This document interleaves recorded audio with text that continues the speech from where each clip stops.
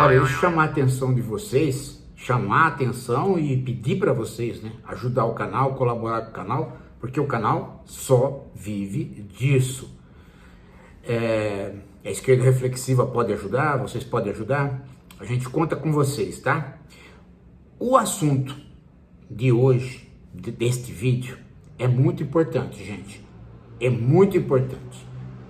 Principalmente para quem tem filho pequeno, filho de qualquer idade. As pessoas que vão viver no futuro, tá? É aí que tá a questão. É que agora, no Brasil, o presidente Lula cortou o celular nas escolas. E houve um acordo. Nem direita e esquerda, ninguém foi contra esta medida. E eu até achei estranho de ninguém ser contra, porque sempre tem, né, um orelhudo que quando todo mundo tá sabendo o que fazer, o orelhudo aparece. E apareceu o orelhudo. Só que felizmente, não sei se é, porque às vezes o estrangeiro tem até mais poder que a gente, né? Mas o orelhudo não é brasileiro. Apareceu um energúmeno lá no, né? Aqui, ó. Aquelas pesquisas, né? Aquelas pesquisas que sempre aparecem. Me lembra muito aquelas pesquisas no passado sobre cigarro, né? Que não causava o câncer. Bem, tá aqui, ó, na BBC News. A BBC News, tá aqui, ó. Foi feita lá uma pesquisa, né? No exterior, né? E a BBC tá aqui.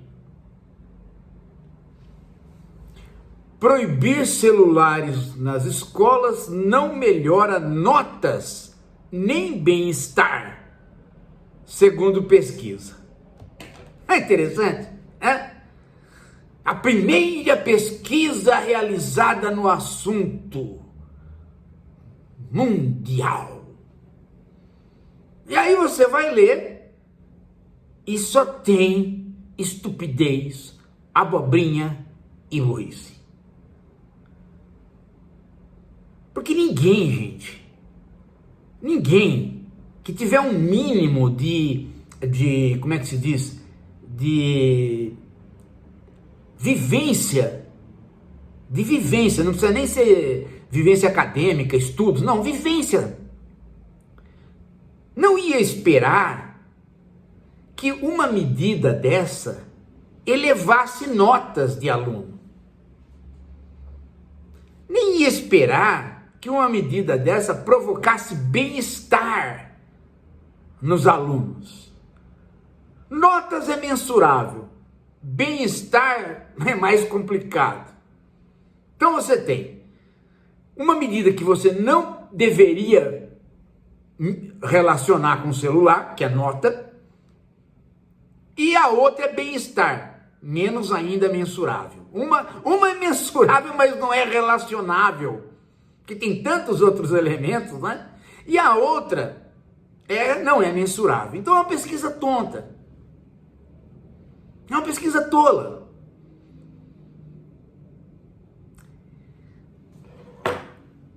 Vamos qualificar melhor esta medida do Lula, porque daqui a pouco começa a aparecer aqui no Brasil outras pesquisas de gente que quer ter 5 segundos de fama nos jornais ou na internet. E aí começam a aparecer os negacionistas, né? Porque a história do clima é assim, né?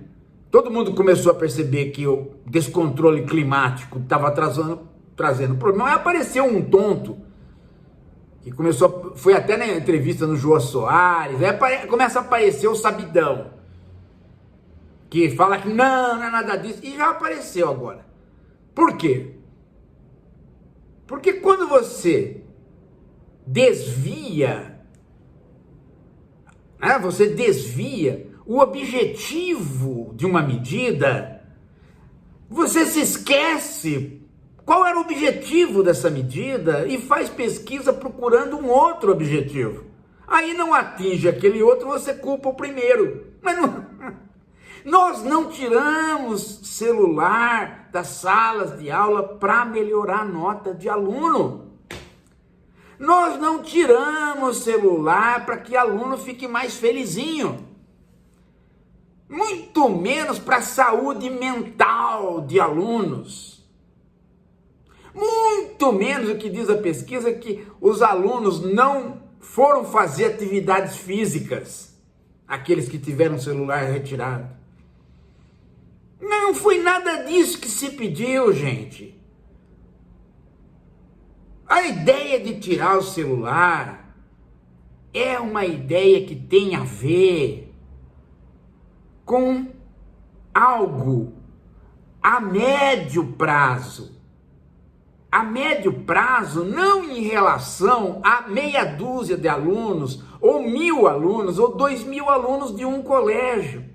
Que, né? Porque esse colégio aí que eles foram fazer a pesquisa, ele retirou o celular no ensino primário e só deixou usar no ensino médio.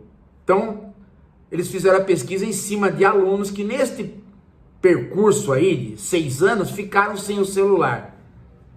E as notas não melhoraram.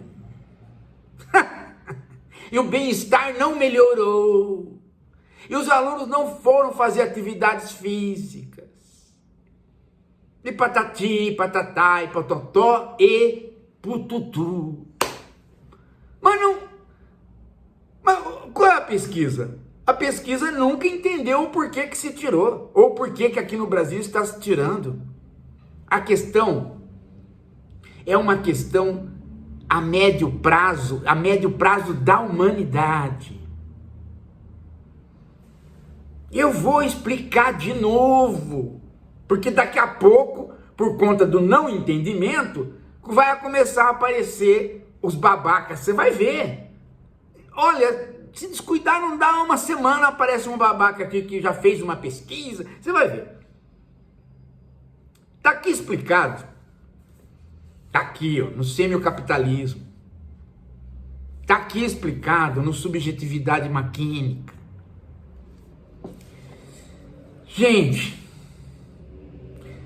nós não podemos aprender a sermos humanos, a continuarmos humanos e, portanto, a sermos seres linguísticos se a nossa linguagem não for ensinada na complexidade que ela está posta pela vida humana. Em outras palavras, eu vou voltar a explicar. Uma linguagem, gente, uma linguagem que é fundamental para nós humanos sermos humanos, uma linguagem tem uma sintaxe, é o conjunto de símbolos dela, que são desenhos ou são sons, tá? São um conjunto de símbolos, ou sonoros, ou desenhos. Letra é um desenho. Então, é gráfico ou som. Tem uma simbologia. Essa simbologia tem uma disposição, né? Tem uma disposição. Que tem uma sintaxe. Você tem uma sintaxe.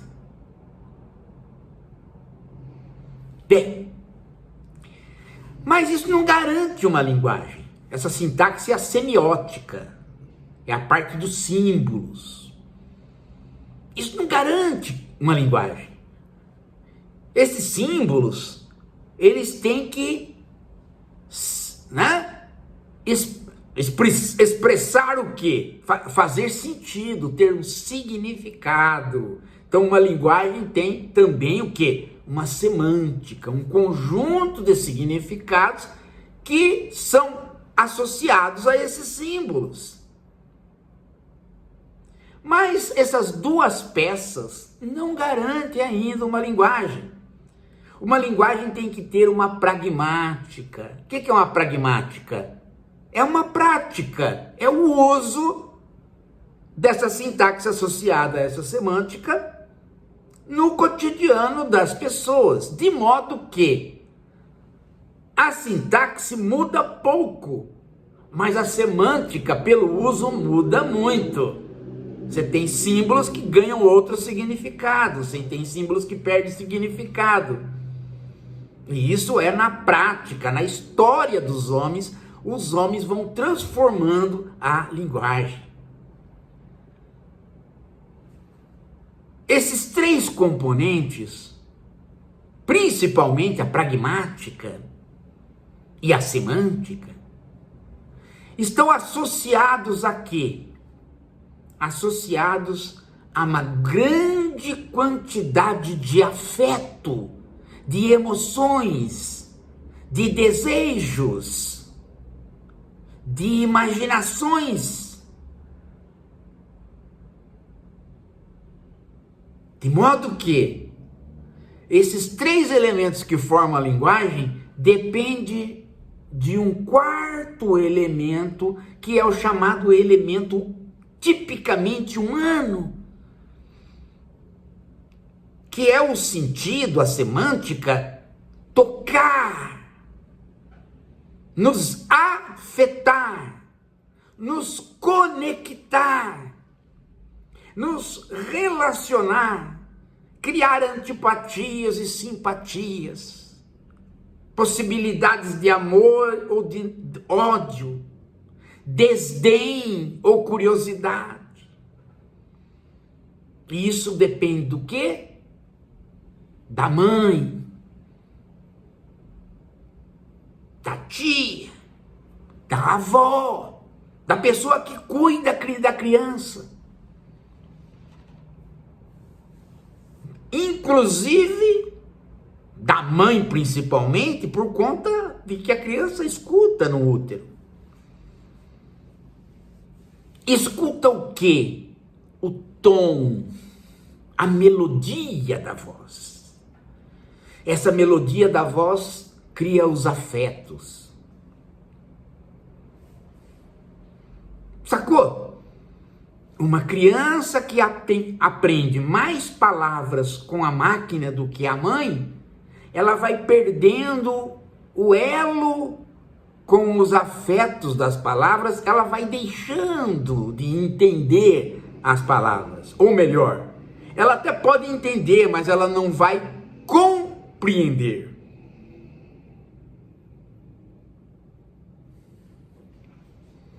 Sacou? Começou? Então isto não pode ser feito pela máquina. E quando é feito pela máquina, quando a máquina ganha, porque a máquina não trabalha com os afetos. A máquina, a inteligência artificial, os computadores, eles são probabilísticos. O que eles aprendem a fazer é jogar uma palavra junto com a outra por conta da probabilidade que ele encontrou na linguagem que foi ensinada a ele. Então ele vai jogando aquela probabilidade, como ele tem uma capacidade de dados imensa, as equações de probabilidade vão ficando cada vez mais parecidas com a linguagem comum, mas ele não dá a conotação, ele não dá o afeto, ele não dá a melodia. A melodia não é uma questão de voz, ela é uma questão da integração entre corpo, ambiente, alimentação, toque, olhar. Ninguém é um cérebro, as pessoas são corporais. Então, é aí que se rompe o elo da criança com o mundo humano. E não precisou muito, gente. Bastou ter uma epidemia de Covid para que os pais deixassem um maior tempo das crianças com a máquina.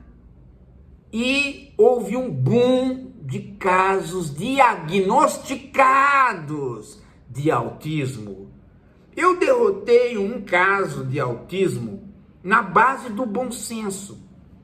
Claro, eu estava, obviamente, escrevendo Semiocapitalismo e Subjetividade Maquínica. Então, não era só bom senso, era também estudo. Mas a minha neta está agora com 7 para 8 anos. 7 anos atrás, 2 anos antes de eu conhecer a Mariângela, antes de a gente se casar, mas antes de a gente ficar juntos, depois se casar, eu já tinha trocado ideias com ela, mas eu estava lá, envolvido com as minhas coisas, e aí a Paula, minha filha, me liga desesperada, lá de Tocantins. E ela, justamente ela, tem um mestrado em letras, na área de linguística, tá, para fazer doutorado, justamente ela, que é desta área, começa a ver que tem um problema de linguagem com a Mariana, minha neta, filha dela. Aí a Mariana conversa comigo e eu começo a perceber que, inclusive, alguns gestos que se usa para diagnosticar autismo começam a aparecer. Aí vai em médico e vai na ponta da praia e desce para os infernos e vai para o céu e fonoaudiólogo e o cacete a 4. E principalmente o cacete a 4 nessa hora, né? Dá aquele né? Eu fico desesperado. Caramba, o que está acontecendo, né? Bom, aí me vem, né, aquela conversa de avô, né? Aquela percepção do avô, converso, né? Aí, pá, deu o insight, claro. Tira o celular. Pup, tirou o celular. Aí, claro, tem o apoio da fonoaudióloga, a linguagem rapidamente voltou ao normal, né? Hoje na escola ela é primeiro lugar em tudo, né?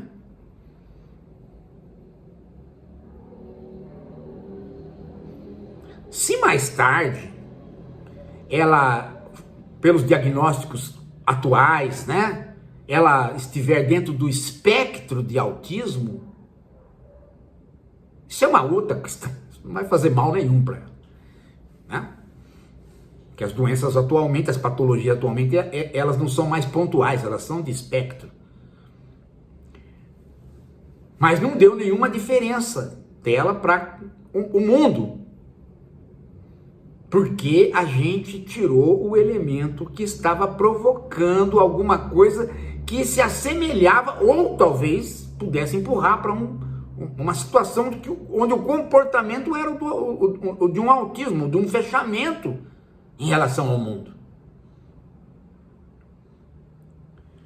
Então, quando o celular sai do mundo da criança, está se pensando na manutenção dos filhos dos humanos como humanos. E esta medida não é a medida do Lula, essa é uma medida que foi tomada lá na China já faz tempo. E as pesquisas feitas lá não deram esses resultados babacas que estão sendo dados aí pela BBC, porque as pesquisas feitas lá não estão perguntando se aluno melhorou ou não melhorou de nota, que essa não é a questão. Ou se aluno está mais focalizado na aula ou não está focalizado na aula. Essa não é a questão. Agora, o problema é que se todas as crianças ficarem adultas, nós, os mais velhos, que não convivemos com a internet, que tivemos uma educação motora de ler, escrever, rabiscar, desenhar, correr, e desaparecermos, quem é que vai mensurar se a humanidade se tornou outra ou não se nós desaparecermos? As máquinas que nós deixamos? É o que faltava, né? As máquinas vão avaliar se elas fizeram os humanos ficarem menos humanos ou mais humanos quando nós desaparecermos. Não, nós temos que avaliar agora. E a avaliação que estava sendo feita não era boa, gente, porque não estava se avaliando nota, nem bem-estar. Estava se avaliando a capacidade de integração social, de convívio, de possibilidade de criatividade, de possibilidade de não se conformar com o sentido daquela palavra, a conotação daquela palavra e tentar mudar. A capacidade artística, poética. É isso que está em jogo. E é por isso que eu volto a insistir, gente. Eu não vou teorizar aqui em vídeo. A teoria está no livro. Semicapitalismo e subjetividade maquínica. Você pode se enroscar? Se enroscar, manda e-mail. A gente desenrosca a leitura. Mas o que não pode é a esquerda reflexiva não ser o guardião desta nossa posição. Porque essas pesquisas tontas vão se repetir. Isso aqui é perigoso, porque me lembra a história das cotas, né? Ah, mas a cota não está trazendo isso. Ah, mas a cota não está trazendo aquilo. Mas a cota não é para trazer o que vocês estão pesquisando. A cota não é para trazer o negro pobre para ele ficar empresário. A cota não visa isso. Entendeu? Quer se resolver um problema de distância econômica produzida pelo capitalismo com cotas? Então você é burro. Se você mensurar isso é burrice. A cota é para integração. É para o sujeito entrar no hospital e ver que tem médico negro e ele perder essa ideia de que médico é branco. Essa é a ideia. E assim sucessivamente. Você tem o país é um país de negros. De repente você não encontra um negro em determinados lugares, então tem que fazer uma integração. E para diminuir o quê? O preconceito.